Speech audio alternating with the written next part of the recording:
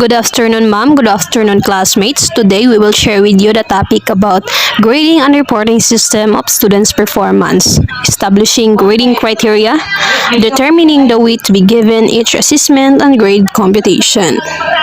What is the purpose of grading and reporting system? The purpose of a grading system is to give feedback to students so they can take charge of their learning and to provide information to all who support these students, teachers, special educators, parents, and others. The purpose of a reporting system is to communicate the students' achievement to families, post-secondary institutions, and employers. Aim of grading and reporting system: to provide results in brief, understandable form for various users. What are the functions of grading and reporting system? First, enhancing students' learning. The teacher should give a clear instructional objectives for them. This objective can be specific, measurable, short-term, observable student behavior, showing students' strengths and weaknesses by asking them on where they excels, providing information and personal social development on how they understand themselves and what they can do in relation to their interaction with others, enhancing student motivation, example, short-term goals, indicating where teaching might be modified. This can be achieved through day-to-day tests, feedback, and integrated periodic tests. Second, report to parents and guardians. Inform parents and guardians on the progress of their child. Communicate objectives to parents so they can help promote learning. The main target here is that you want to reach with your planned action, and those are parents. Communicate how well objectives are met so parents can plan better. It is really important to inform parents in order to make a better plan for their students' learning. Third, administrative and guidance uses. Helps to decide promotion, graduation, honors, athletic eligibility, report achievements to other school or to employers, provide input for realistic, educational, vocational, and personal counseling. Types of grading and reporting systems. First, traditional letter grade system is that one uses a letter scale instead of numbers to categorize students into a certain band denoted by the letter grade according to their scores. This is the example of traditional letter grade system. A stands for excellent, C stands for average, D for needing improvement, and F as a failure. Second, pass-fail system. The pass or fail system utilize a dichotomous grading system. Either a student has complied and reached certain standards, in which case he passed, or he failed to do so, he get failing mark. This is popular in some courses in college.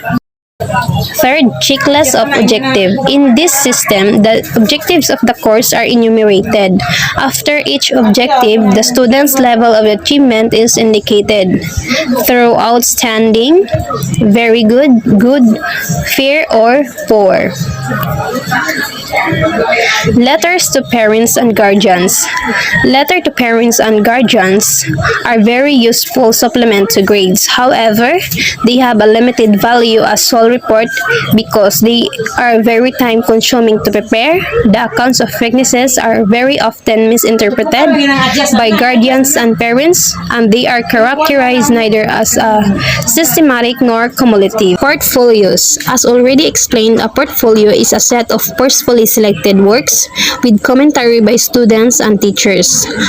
Portfolios are useful for showing students' strengths and weaknesses, illustrating range of students' work, showing progress over time or stages of a project, teaching students about objectives and standards they are to meet. Parent-teacher conference. A parent-teacher conference is a meeting between the students, parents and teachers to discuss the child's progress academically, socially, and with regard to expected classroom behavior. Other topics such as homework, emotional challenges, or issues with friends may also come up. The purpose of a parent-teacher conference is to share the academic progress, classroom observations, assessment, portfolios, assignment, etc. Guidelines for effective grading. Describe grading procedures to students at beginning of instruction. Clarify that course grade will be based on achievement only. Explain how other factors like effort, work, habits will be reported. Relate grading procedures to intended learning outcome.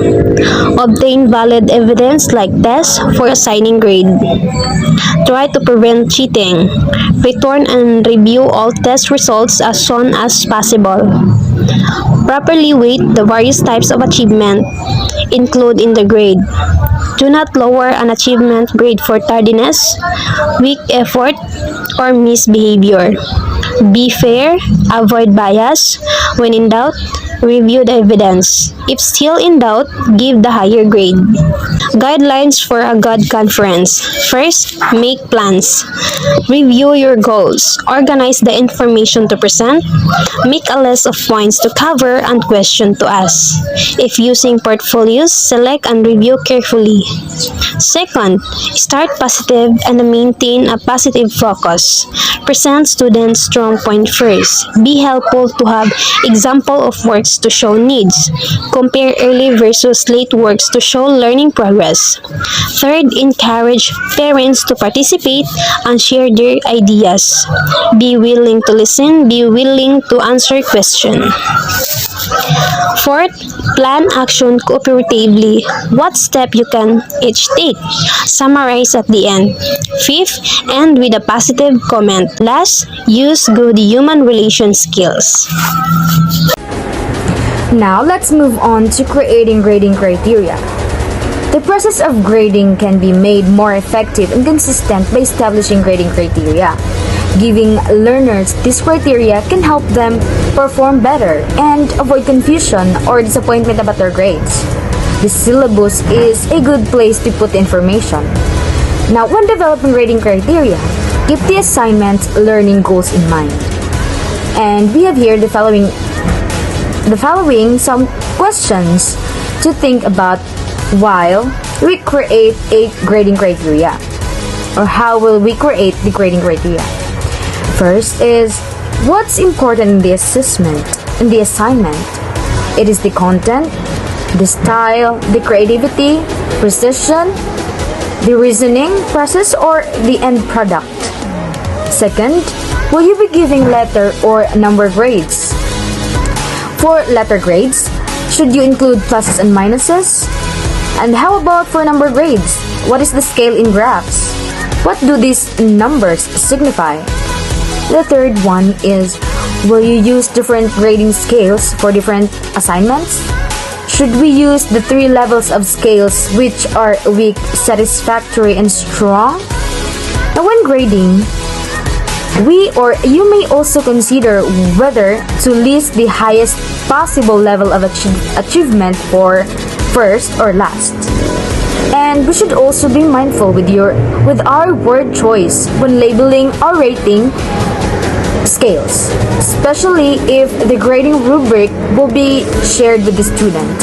And will you be giving partial or only full credit? Is there a penalty for late work? And the last one is, decide how will we convert our rubric assessment to a grade for the assignment. Now, rubrics are effective tools for maintaining grade consistency because they clearly describe grading criteria and links grade to them. They can also be shared with students to help them accomplish an assignment by guiding them through the process. The rubrics are effective tools for maintaining grade consistency because they clearly describe grading criteria and links grades to them. They can also be shared with students to help them accomplish an assignment by guiding them through the process. and rubrics that is developed should be discussed, of course, with the course professor. Okay, for the continuation of the topic in Unit 4, by the way, this is Irish Jane Paternilla Pasante, and now let's move on to the last part, which is determining the weight to be given each assessment and grade computation. I pick a DepEd K-12 grading system for a basis to our discussion for today in computing grade. By the way, what is a DepEd K-12 grading system? The K-12 basic education program uses standard and competency-based grading system. These are found in the curriculum guides. All grades will be based on the weighted raw score of the learner's summative assessment. The minimum grade needed to pass a specific learning is 60, which transmuted to the 75 in the report card. How to compute for final grades and general average in DepEd K-12 grading system? We have here the following steps in computing final grades. Step 1. Grades from all student work are added up, namely the written work, performance task, and quarterly assessment.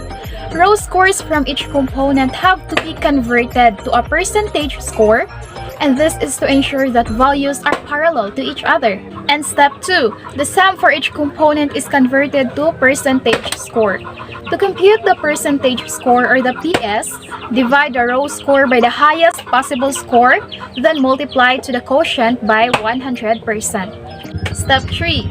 Percentage score are the converted to weighted scores to show the importance of each component in promoting learning in the different subjects. To do this, the percentage score is multiplied by the weight of the component, and the product is known as the weighted score. Let's take a look for the weight component of grade 1 to 10. The three components are the written work, performance task, and quarterly assessment. For the subjects of languages, AP, ESP are in the same component, which is 30% for written work, 50% in performance task, and 20% in quarterly assessment. While the subjects of science and math, the written work is 40%, the performance task is 40%, and quarterly assessment is 20%. Then the subjects of MAPE and EPP or TLE, written work is 20%, performance task is 60%, and quarterly assessment is 20%. We have noticed that the subject has different weight of components. And let's take a look. The grading system of senior high school follows the different set of weights for each components also. Here, the core subjects, its written work is 25%, the performance task is 50%, quarterly assessment is 25%, and the academic and TVL track has different weights components too. And step 4, the sum of the weighted scores in each component is the initial grade. The initial grade will be transmuted using the given transmutation table to get the quarterly grade. This is the 2019 DepEd transmutation table. There is also a 2020 transmutation table, but this example is in 2019. For example, if your initial grade is 98.40 and using the DepEd transmutational table, your 98.40 will be considered a 99 already. And step 5, the quarterly grade for each learning area is written in the report card of the student. Okay, for a better understanding of how to record the summative assessments, the table here presents a sample class record showing 3 learners for the first quarter of grade 4 English. The class record shows column of separated components of written work, performance task, and quarterly assessment. And each components have the percentage score as well with a weighted score. Basis of this class records, let's do the step-by-step process on how to compute for the quarterly grade. Okay, are you ready? Step 1. Get the total score for each component. Example, the learner have 7 written works. The learner score has a total of 145 over the total highest possible score of 160. And for performance task, the learner have 6 performance tasks, a total of 100 over the highest possible score of 120. Then lastly, the quarterly assessment. The learner get 40 over 50. Step 2. Divide the total raw score by the highest possible score, then multiply the quotient by 100%. In a red text, here is our formula to get the percentage score. Percentage score is equal to learner's total row score divided by highest possible score and multiplied to 100%. Example. Let's first do the written work. Okay. It is percentage score is equal to 145 as the total row score divided by 160 as the total highest possible score and multiply it to 100%. The answer is 90.63. So our percentage score for written work is 90.63. Then second, the performance task. Again, percentage score is equal to 100, the total row score, divided by 120, the total highest possible score, and multiply 100%. And the answer is 83.33. And also for the quarterly assessment, PS is equal to 40 divided by 50 and multiply to 100, and the answer is 80. Step 3. Convert percentage scores to weighted scores. Multiply the percentage score by the weight of the component. To solve for the weighted score, the red text above is the formula in computing the weighted score. Okay, let's do so first for the written work. The weighted score is equal to percentage score of written work, which is 90.62 multiplied to 30%, but you should convert it into a decimal point before multiplying. So how to convert the percentage into a decimal point? The easy way to divide by 100 is to move decimal point 2 places to the left. Example, in 30%, remove the percent first and move the decimal point 2 places to the left. And the weighted score of written work is 27.19. Same process for the performance task, but do change the weight of components, which is in English for performance task components is 50%. So 83.33 multiplied to 0.50 because we converted the 50%, and the weighted score of performance task is 41.67. And for quarterly assessment, for English 4 is 20%. Convert the 20% into decimal and it is already 0.20.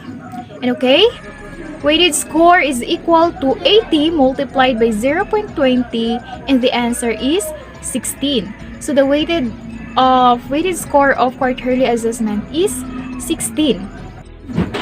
Step 4. Add the weighted scores of each component and the result will be the initial grade.